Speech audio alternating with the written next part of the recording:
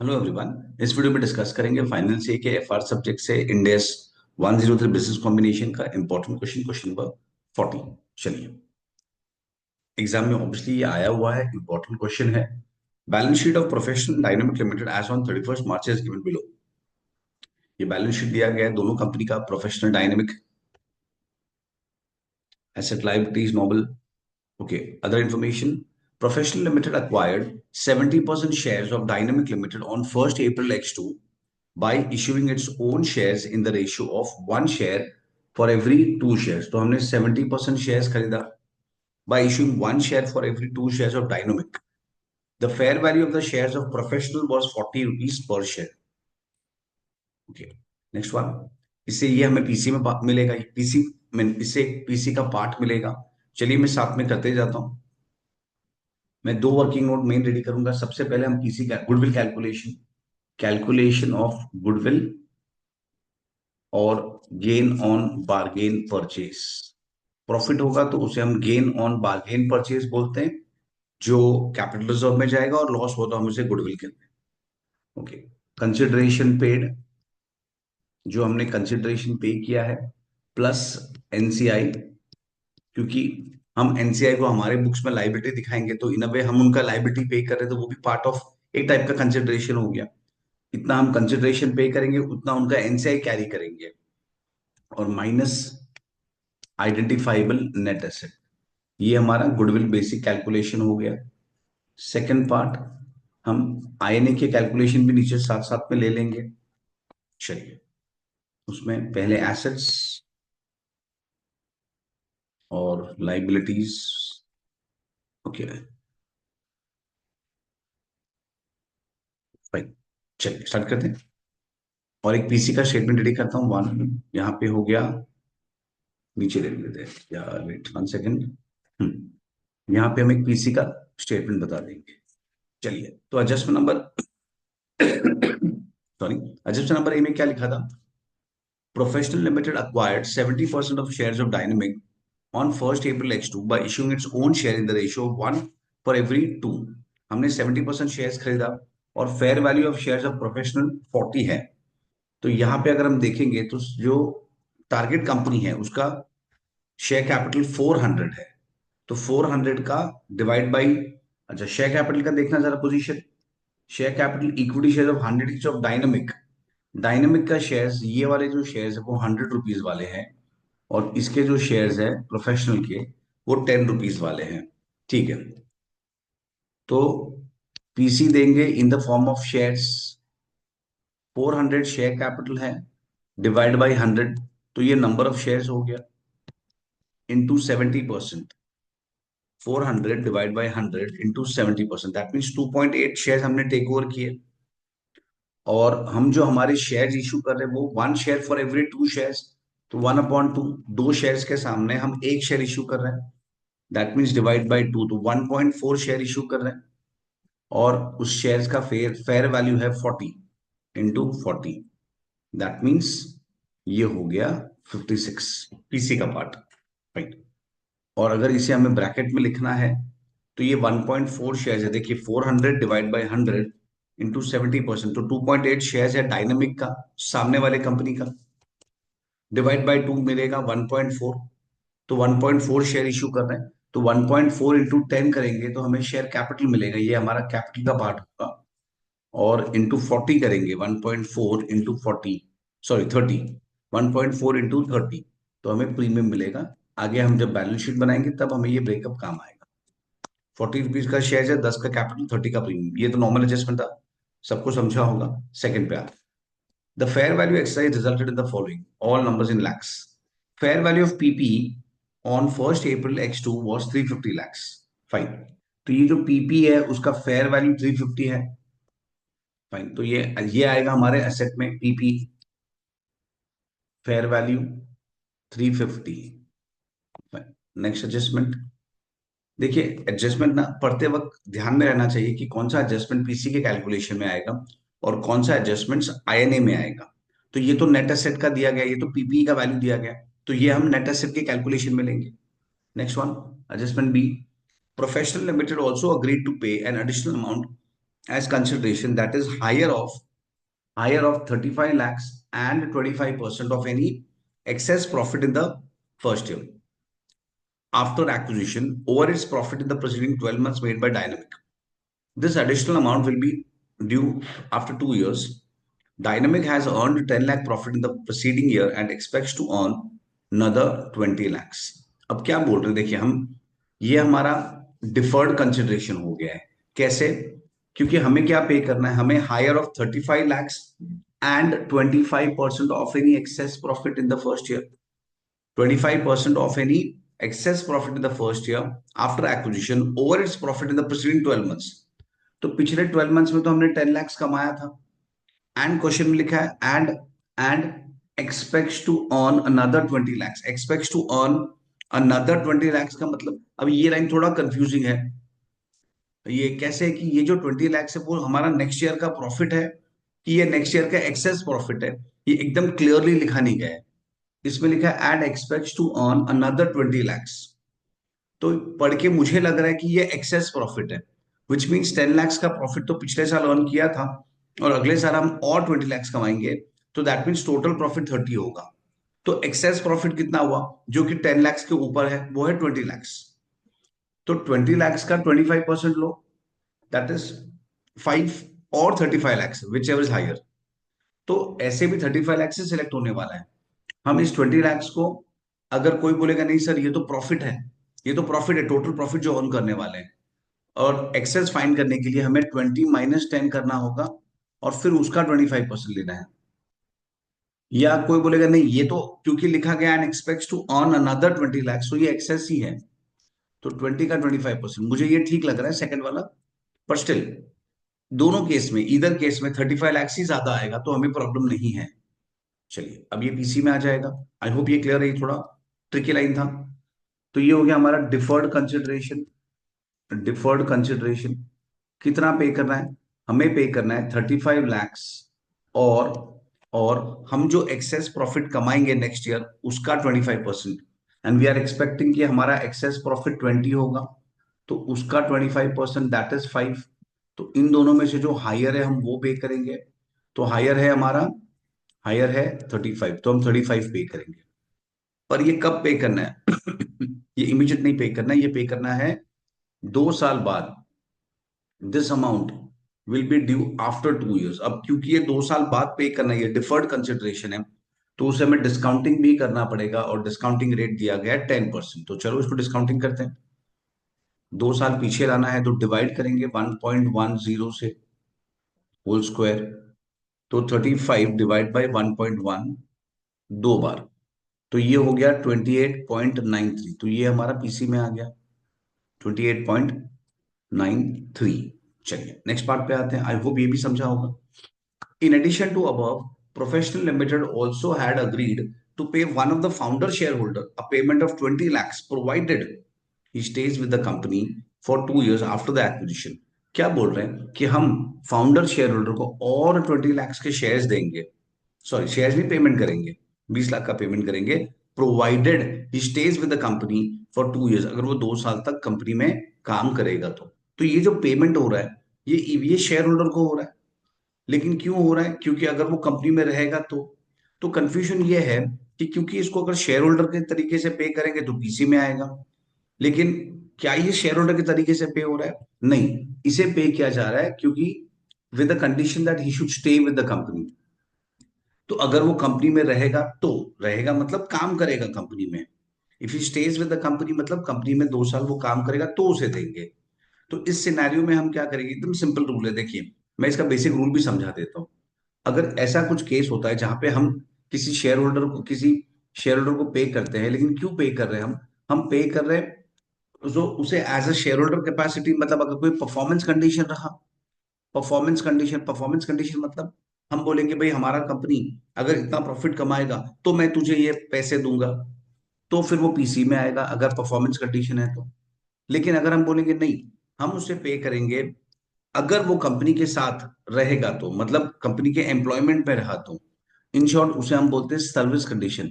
कि अगर service condition है तो फिर वो फिर वो कंपनी के लिए एम्प्लॉय कॉस्ट हो गया फ्यूचर का, वो नॉर्मल एक्सपेंस होगा, वो पीसी में नहीं आएगा, वो फ्यूचर में जैसे जैसे वो काम करेगा 2 साल तक वैसे वैसे हम उसे बुक करेंगे। तो ये हमारे लिए एम्प्लॉय बेनिफिट एक्सपेंस हो जाएगा।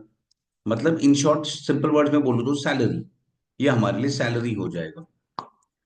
मैं रिपीट करता हूं, अगर हम किसी शेयर होल्डर को पैसे देने को अग्री करते हैं कि मैं तुझे 20 लाख दूंगा अगर कंपनी का प्रॉफिट इतना हुआ, तो विच मींस परफॉर्मेंस कंडीशन अगर है तो इन दैट केस उसे पीसी में माना जाएगा क्योंकि परफॉर्मेंस कंडीशन है।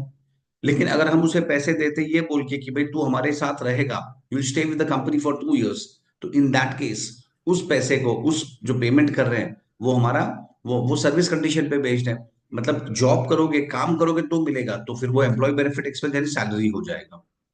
और अगर ऐसा रहा, और अगर ऐसा रहा कि दोनों है, अगर ऐसा रहा कि दोनों है, परफॉर्मेंस कंडीशन भी है एंड सर्विस कंडीशन भी है, मतलब मैं बोल रहा हूं कि भाई कंपनी को इतने साल तक इतना प्रॉफिट कमाना है और साथ ही साथ उस एम्प्लॉय को, उस पर्सन को एज एन एम्प्लॉय भी रहना पड़ेगा।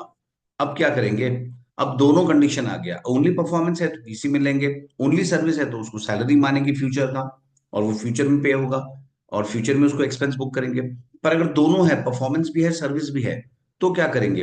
तो हमें देखना पड़ेगा कि कौन सा कंडीशन लॉन्गर है। लॉन्गर मतलब अगर समझो परफॉर्मेंस कंडीशन है 3 साल तक के प्रॉफिट का, और सर्विस कंडीशन है 4 साल के लिए, तो इस केस में अगर हम देखेंगे तो उसे 4 साल तक रहना पड़ेगा, तो ज्यादा ज्यादा उसको सर्विस कंडीशन माना जाएगा। क्यों? क्योंकि वो 4 साल तक है, वो लॉन्गर है। तो इन दैट केस उसे हम सैलरी मानेंगे, एम्प्लॉय बेनिफिट एक्सपेंस मानेंगे। लेकिन अगर उल्टा हो गया कि परफॉर्मेंस कंडीशन सपोज 3 इयर्स है और उसको जॉब सर्विस कंडीशन सिर्फ 2 साल का है, तो इस केस में हम उसे, इसमें जो जो बड़ा रहेगा हम उसे सिलेक्ट करते हैं। यहाँ पे 4 इयर्स ज्यादा है तो सर्विस कंडीशन को प्रेफरेंस मिलेगा, यहाँ पे 3 इयर्स ज्यादा है तो इस केस में हम उसे परफॉर्मेंस कंडीशन मानेंगे और वो पीसी में इंक्लूड होगा। अब एक ऐसा भी तो केस हो सकता है जहां पे दोनों इक्वल हो, कि परफॉर्मेंस कंडीशन भी 3 इयर्स है और सर्विस कंडीशन भी 3 इयर्स है। ऐसे केस में जब दोनों इक्वल है तो हमारा स्टैंडर्ड क्या गाइड करता है, हमें क्या बताता है? तो स्टैंडर्ड बोलता है अगर ऐसा केस है जहां पे दोनों इक्वल है, परफॉर्मेंस भी 3 इयर्स एंड सर्विस भी 3 इयर्स, अब क्या करें, दोनों इक्वल है, तो तो हम उसे सैलरी मानेंगे, हम उसे एम्प्लॉय बेनिफिट मानेंगे, पीसी में नहीं मानेंगे, हम उसे पीसी में नहीं मानेंगे। तो ये एक कंडीशन ये ध्यान रखने जैसा है कि जब दोनों इक्वल है तब उसे स्टैंडर्ड के गाइडलाइंस के हिसाब से हम उसे एम्प्लॉय बेनिफिट यानी सैलरी मानेंगे। आई होप ये चार्ट पूरा समझ गया होगा। ओके, एक इंपॉर्टेंट कॉन्सेप्ट है जो हमें समझना है। फाइन, मैं प्रोसीड करता हूं। तो हमारे केस में क्या है, यहाँ पे क्या लिखा गया एडजस्टमेंट सी में? In addition to above, professional limited also had agreed to pay one of the founder share holder payment of 20 lakhs provided he stays with the company for 2 years. उसे 2 साल तक कंपनी में रहना पड़ेगा, रुकना पड़ेगा, काम करना पड़ेगा। तो हमारे लिए वो इस केस में कवर होता है और उसे सर्विस कंडीशन मान के हम उसे एम्प्लॉय बेनिफिट यानी फ्यूचर में एक्सपेंस बुक करेंगे जैसे जैसे वो काम करेगा। तो एज ऑफ नाउ इग्नोर हो जाएगा, ये एडजस्टमेंट पूरा इग्नोर हो जाएगा। नेक्स्ट पार्ट पे आते हैं, ये भी इंटरेस्टिंग है। डायनेमिक लिमिटेड, इस क्वेश्चन का पीसी काफी इंपॉर्टेंट है, काफी इंटरेस्टिंग है, इसमें काफी सीखने मिलेगा। चलिए आगे आते हैं। Dynamic limited had certain equity settle share based payment SBP original award which got replaced by the new award issued by professional limited। इस लाइन का मतलब, डायनेमिक लिमिटेड मतलब जो जो टारगेट कंपनी है उसने अपने एम्प्लॉयज को कुछ शेयर्स देने का ESOP मतलब शेयर बेस्ड पेमेंट प्लान दिया है। अब टेक ओवर के बाद होल्डिंग कंपनी जो है, जो प्रोफेशनल लिमिटेड, वो बोल रहा है कि उन एम्प्लॉयज को मैं अपने शेयर्स दूंगा। आई रिपीट, ये है प्रोफेशनल लिमिटेड, ये डायनामिक लिमिटेड।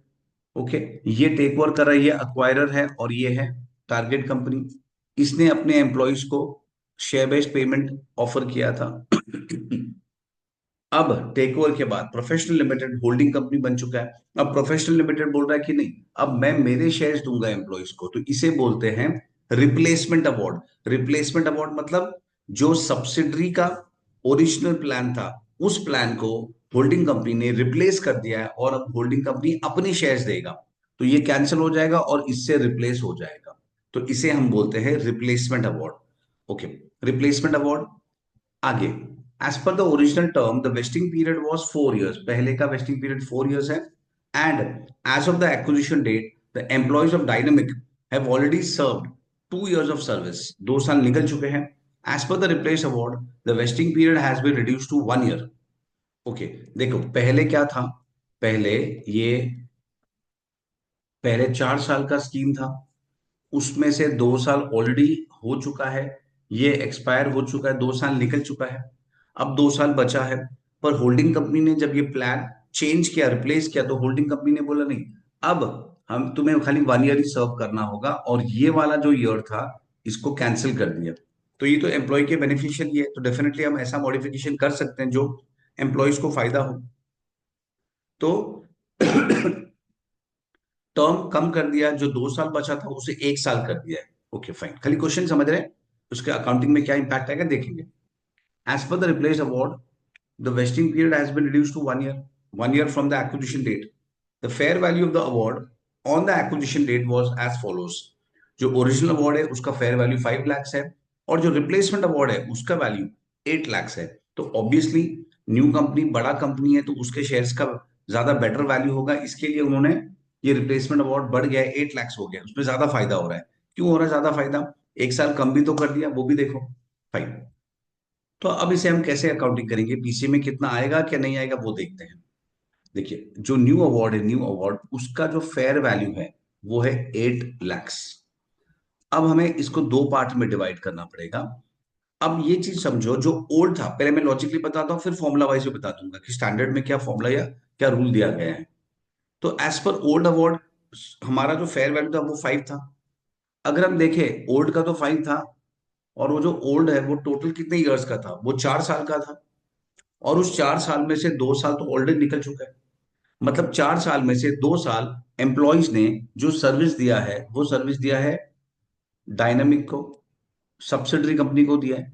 क्या होल्डिंग कंपनी को कुछ भी उसका फायदा मिल रहा है? तो ऑब्वियसली नहीं मिल रहा है, क्योंकि वो तो पास्ट में है, वो तो निकल चुका है. तो 4 साल में से 2 साल ऑलरेडी निकल चुका है. तो अगर हम देखें तो जो ओल्ड अवार्ड है उसका 5 into 2/4, क्योंकि 4 में से 2 साल निकल गए, तो 2.5, इतना पोर्शन तो ऑलरेडी चले गया है. अब बचा ओल्ड का 2.5, क्योंकि ओल्ड में टोटल कितना था, 5. 5 में से 2 चले गए, 2.5 चले गए. 5 में से 2.5 निकल चुका है ऑलरेडी. तो बैलेंस बचा 2.5, प्लस ओल्ड का फेयर वैल्यू 5 है, न्यू का फेयर वैल्यू 8 है, तो 3 और बढ़ा. तो इन शॉर्ट टोटल 5.5. इतना अगर कॉम्प्लिकेशन नहीं करना है तो हम सिंपल 8 माइनस 2.5 डायरेक्टली भी कर सकते हैं, तो भी आ जाएगा. तो भी 5.5 आ जाएगा. फाइन.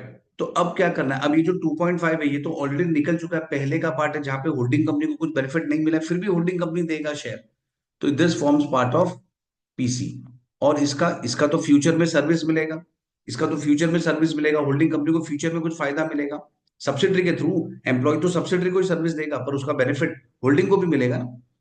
तो ये इसे हम एम्प्लॉय बेनिफिट एक्सपेंस मानेंगे, और ये नॉर्मल हम सैलरी बुक करेंगे as time passes. I hope ये पॉइंट क्लियर हो गया. तो हम पीसी में कितना लेंगे, सिर्फ 2.5, पीसी में 2.5 लेंगे. तो आ जाओ. अच्छा, मैं रूल वाइज बता रहा था, चलो पहले एक बार पीसी में लेता हूँ फिर रूल समझा देता हूँ. पीसी में आ जाएगा 2.5. चलिए यहाँ पे हम लेंगे 2.5, that is replacement award. Replacement award. Okay, ये हो गया हमारा रिप्लेसमेंट अवार्ड. अब मैं रूल बता रहा था, इसमें रूल कैसा होता है, अगर हम अगर स्टैंडर्ड वाइज जाए तो स्टैंडर्ड में क्या लिखा गया है, स्टैंडर्ड में लिखा गया है ये 2.5 का कैलकुलेशन पीसी में क्या अमाउंट आएगा. तो उसके लिए ये लिखा गया है कि जो ओल्ड का फेयर वैल्यू है, ओल्ड का फेयर वैल्यू इनटू जितने ईयर्स निकल चुके, नंबर ऑफ ईयर्स जो ऑलरेडी निकल गए, नंबर ऑफ ईयर्स जो ऑलरेडी पास हो चुके हैं, नंबर ऑफ ईयर्स पास्ट या एक्सपायर जो निकल चुके हैं, अपॉन अपॉन टोटल टर्म. जो टर्म है, total term, term total term किसका, of, total term of old award, original award, जो ओरिजिनल अवार्ड था वो, या न्यू अवार्ड जो है वो, whichever is higher. Whichever is higher, standard में ये लाइंस में लिखा गया है. मैंने लॉजिकली एक्सप्लेन करने का ट्राई किया, पर स्टैंडर्ड में ये लिखा गया है. तो ओरिजिनल अवार्ड हमारे केस में कितना था, 4 years, और न्यू अवार्ड का लाइफ कितना था, 3 ना, क्योंकि उसने 1 साल कम कर दिया. विच एवर इज हायर, तो हम 4 लेंगे, और वही हमने यहाँ पे किया है. ओल्ड का फेयर वैल्यू 5 into 2/4. ओके, आई होप ये समझ गया होगा. आगे जाते हैं, next one. Adjustment E, Dynamic Limited has a lawsuit pending with a customer who has made a claim of 50 lakhs. Management reliably estimated the fair value of the liability to be 5 lakhs. Customer तो कुछ भी claim करेगा, 50 lakh 500 lakh claim करेगा, और उसका fair value 5 lakhs है, तो हम उसे फेयर वैल्यू पे रिकॉर्ड करेंगे, लाइबिलिटी में आ जाएगा। कंटिंजेंट लाइबिलिटी, इसे हम 5 lakhs पे रिकॉर्ड करेंगे। Fine, next one. Applicable tax rate दिया, टैक्स रेट जब भी देंगे बी केयरफुल, हमें डीटीए डिटेल क्रिएट करना है। डिफर्ड टैक्स इंडस्ट्रियल पिक्चर में आ जाता है। चलिए देख लेते हैं, 30 lakhs का ये भी है। पहले मैं एसेट ले, तो लास्ट में डिफर्ड टैक्स भी क्रिएट कर देंगे। ओके, एसेट पीपी वो हमने ले लिया 350, इन्वेस्टमेंट्स 100। चलिए यहाँ पे इन्वेस्टमेंट आ जाएगा, इन्वेस्टमेंट 100। फिर नेक्स्ट है इन्वेंट्रीज 150, इन्वेंट्रीज है, ट्रेड रिसीवेबल है, कैश एंड कैश है, और अदर एसेट्स हैं। 350 ले लिया हमने, 100 ले लिया, दिस इज 150, 300, इसमें कोई चेंजेस है नहीं, 100 एंड 230। चलो ये भी हो गया। अब हम लाइबिलिटीज में आते हैं।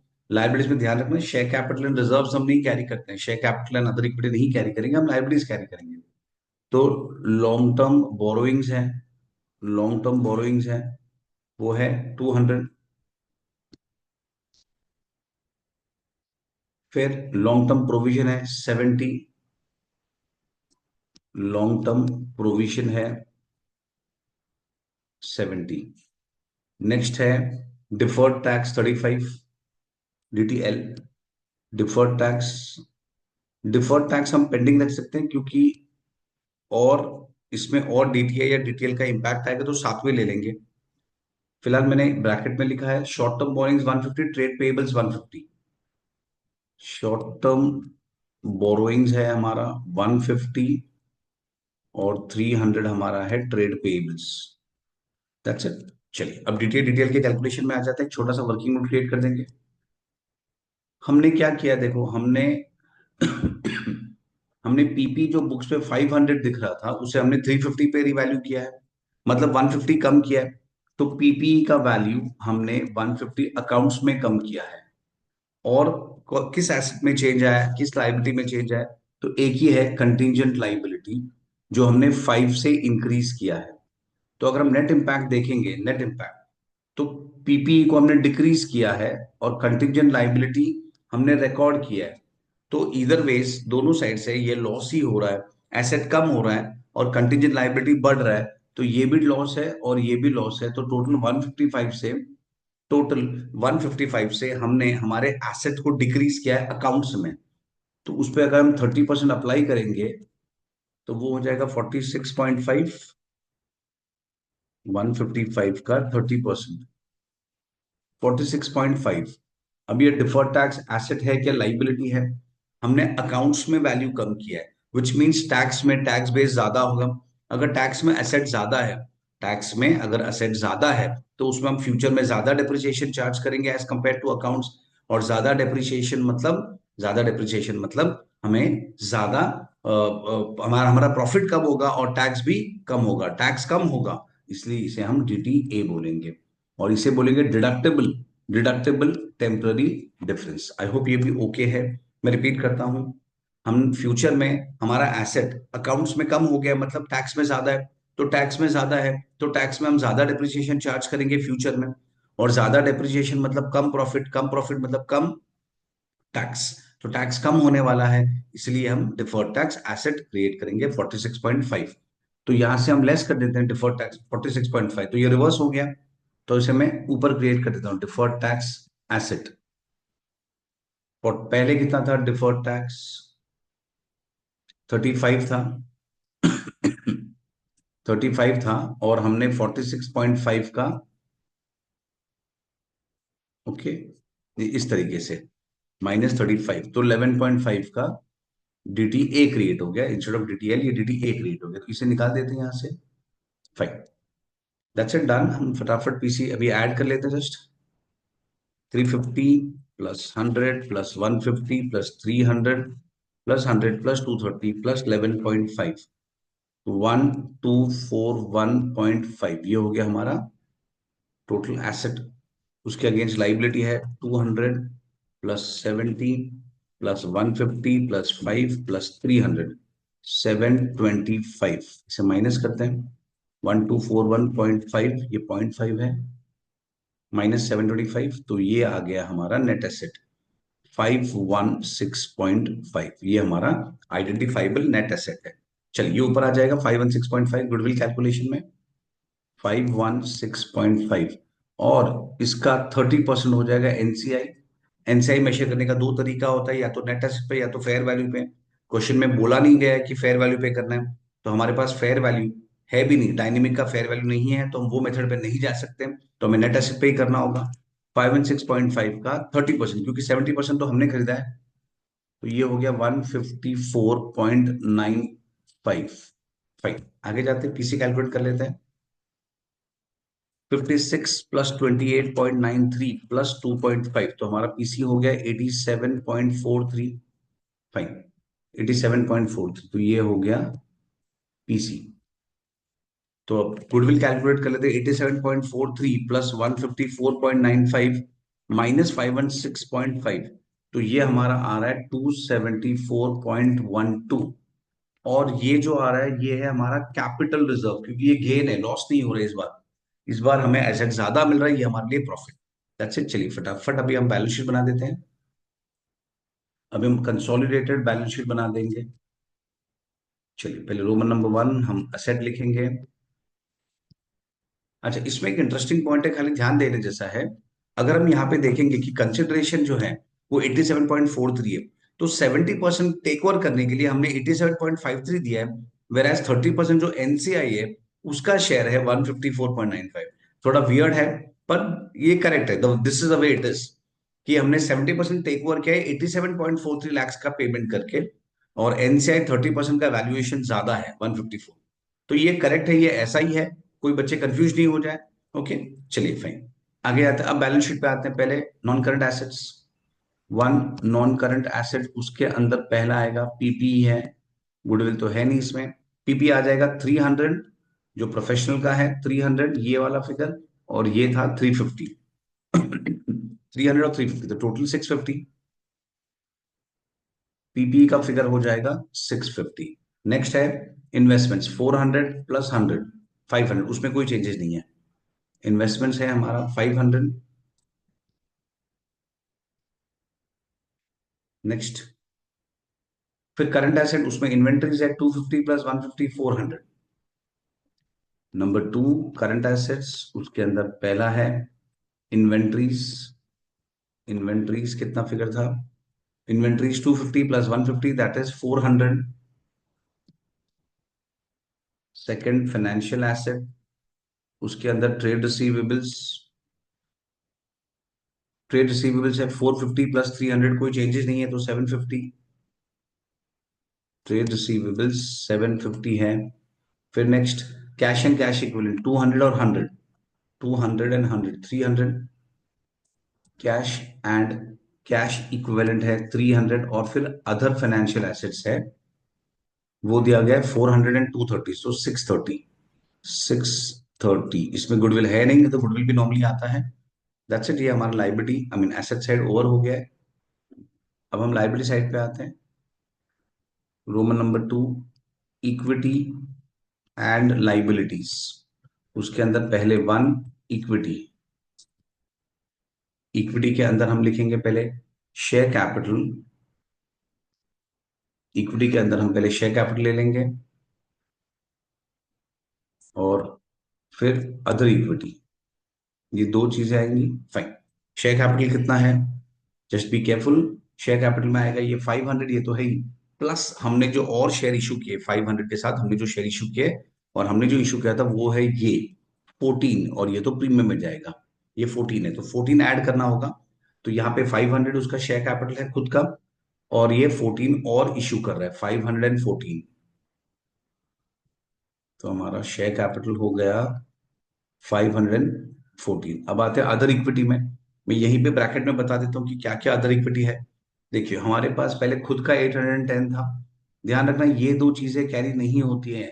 हम जब किसी कंपनी को टेक ओवर करते हैं तो उसका शेयर कैपिटल रिजर्व्स कैरी नहीं करते हैं, अनलेस एंड अनटिल रिजर्व्स हो, कॉमन कंट्रोल वाली चीज होगी तो कॉमन कंट्रोल एक अलग स्टोरी है। इसमें फिलहाल there is no common control. तो ऐसे केसेस में जब कॉमन कंट्रोल नहीं होता है, हम शेयर कैपिटल रिजर्व नहीं कैरी करते हैं। तो एग्जिस्टिंग इक्विटी कितना है? 810। तो वो तो आएगा ही 810 जो था, ये हमारा एग्जिस्टिंग है 810 प्लस प्लस। अब हमें यहाँ पे गेन ऑन बार्गेन परचेज यानी कैपिटल रिजर्व हुआ था, ये फिगर 274.12, 274.12, ये हमारा कैपिटल रिजर्व था। और और भी है। और हमने ये जो पीसी में, देखो पीसी में हमने ये इसका अकाउंटिंग तो मैंने कर दिया है 14 का। अब इसका भी होगा ये पीसी, सॉरी ये नहीं, आई मीन नेक्स्ट वन। ये जो रिप्लेसमेंट अवार्ड है, जो हम शेयर्स देने वाले, हमें शेयर्स देने के लिए हमने ये प्रोविजन किया है, तो ये भी हमारा रिजर्व्स अदर इक्विटी में जाएगा 2.5, 2.5 प्लस 2.5। तो ये हो गया, तीन रिजर्व्स है 810, होल्डिंग कंपनी के खुद के रिजर्व्स थे, प्लस 274.12 और प्लस 2.5, तो टोटल हो गया 1086.62, 1086.62, ये हमारा टोटल इक्विटी हो गया है सेकंड। और चलिए उसके बाद हम एनसीआई ले लेते हैं। एनसीआई भी है इसमें, वो भी इक्विटी के कैटेगरी में ही आता है। तो एनसीआई हमने ऊपर वैल्यू किया था। एनसीआई, यस ये देखो ये एनसीआई था 154.95, 154.95, तो ये हमारा एनसीआई हो गया। सेकंड, अब आते हैं नॉन करंट लाइबिलिटीज में। Non current liabilities, long term borrowings है 250 एंड 200, 250 एंड 200, तो ये 450 हो गया। लॉन्ग टर्म बोरोइंग्स 450, उसके बाद लॉन्ग टर्म प्रोविजंस है 50 और ये 70, 50 और 70। अब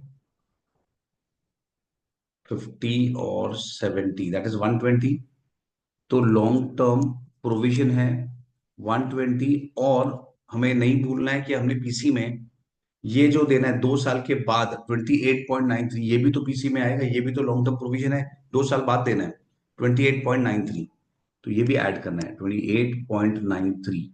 तो टोटल हो गया 148.93। That's it. Next one, long term provision हो गया। डिफर्ड टैक्स लाइबिलिटी में, डिफर्ड टैक्स इसका खुद का 40 है, डिफर्ड टैक्स खुद का 40 है, और खुद का 40 है। और ध्यान देना जरा, डिफर्ड टैक्स लाइबिलिटी खुद का 40 है, और असेट और सब्सिडरी का एसेट था, जो टारगेट कंपनी था उसका एसेट था। एसेट कितना था? 11.5, 11.5। तो 40 का लाइबिलिटी है और 11.5 का एसेट है, तो नेट लाइबिलिटी हो गया 28.5। ओके, और अच्छा हम इसमें हमने प्रीमियम मिस कर दिया, चलिए मैं पहले ही खत्म कर देता हूँ। करंट लाइबिलिटीज में नेक्स्ट है करंट लाइबिलिटीज थर्ड, उसके अंदर क्या है? करंट लाइबिलिटीज में financial liability, short term borrowing और ट्रेड पेएबल। करंट लाइबिलिटीज में शॉर्ट टर्म बोरोइंग्स और ट्रेड पेएबल, तो इसमें तो कोई चेंजेस है नहीं, सीधा ऐड ही करना है। शॉर्ट टर्म बोरोइंग्स है 100 प्लस 150, 250, 100 प्लस 150 दैट इज 250, और trade payables 250 plus 300 that is 550, 550। और ये दोनों फाइनेंशियल लाइबिलिटी कैटेगरी के अंडर आएगा, दोनों फाइनेंशियल लाइबिलिटी है। That's it. देखिए पीसी में अगर हम जाएंगे तो हमने एक चीज मिस कर दिया है। वन सेकेंड, यस यहाँ पे देखो, हमने ये 2.5 को रिजर्व्स में ले लिया है, रिप्लेसमेंट अवार्ड ये वाले फिगर को, और डिफर्ड कंसिडरेशन भी हमने ले लिया है। शेयर्स में 14 ले लिया, पर ये प्रीमियम रह गया 40, तो प्रीमियम आएगा हमारा अदर इक्विटी में। तो यहाँ पे एक 42 में ऐड कर देता हूँ, प्लस 42। तो ये हो जाएगा 1086.62 प्लस 42, 1128, 1128.62। That's it. ये हो गया सम हमारा। अब ये टैली हो जाएगा, चलिए टोटल करते हैं। Asset side 650 plus 500 plus 400 plus 750 plus 300 plus 630, तो ये टोटल हो गया 3230, 3230। अब हम लाइबिलिटीज में आते हैं। चलिए क्या क्या टोटल है? 514 प्लस 1128.62 प्लस 154.95 प्लस 450 प्लस 148.93 और प्लस 28.5। तो ये हो गया 28.5 प्लस 250 प्लस 550, दैट इज 3225। ये टैली हो गया। 32 नहीं हुआ, 3225, यस। एक फिगर रह गया, कंटिंजेंट लाइबिलिटी। कंटिंजेंट लाइबिलिटी रह गया लिखना, तो वो भी एक आ जाएगा। तो प्लस 5 करेंगे तो 3230, यस, 3230। आई होप ये सबको समझा होगा। 3230, ओके, फाइन। इसमें काफी इंपॉर्टेंट दो चार इंपॉर्टेंट कॉन्सेप्ट्स थे जो फुली क्लियर हो गए होंगे। चलिए, with this I stop the video. चलो, बाय।